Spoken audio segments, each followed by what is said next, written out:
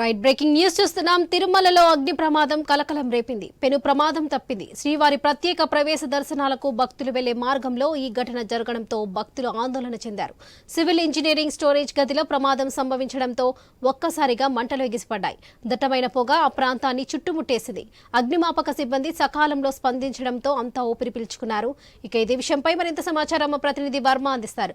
వర్మ, చెప్పండి, అసలు అగ్ని ప్రమాదం ఎలా సంభవించిందంటారు?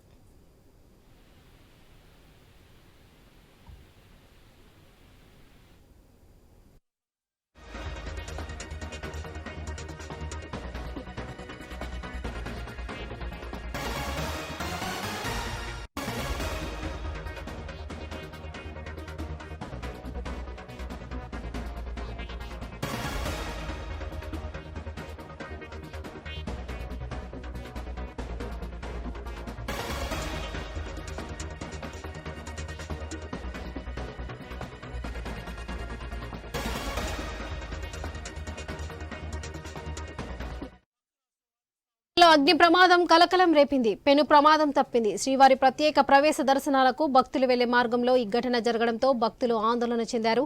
ఇక తిరుమలలో అగ్ని ప్రమాదం కి సంబంధించి మరిన్ని అప్డేట్స్ మా ప్రతినిధి వర్మ అందిస్తారు. వర్మ, చెప్పండి.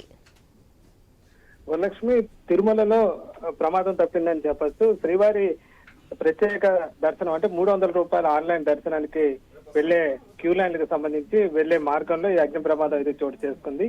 సివిల్ ఇంజనీరింగ్ స్టోరేజ్ గదిలో ఈ ప్రమాదం అయితే జరిగింది. ఒకసారిగా భారీగా మంటలు గదిలోంచి ఎగసిపడ్డాయి. దట్టమైన పొగతో కూడిన మంటలు రావడంతో ఒకసారిగా భక్తులు భయాందోళనకు గురయ్యారు.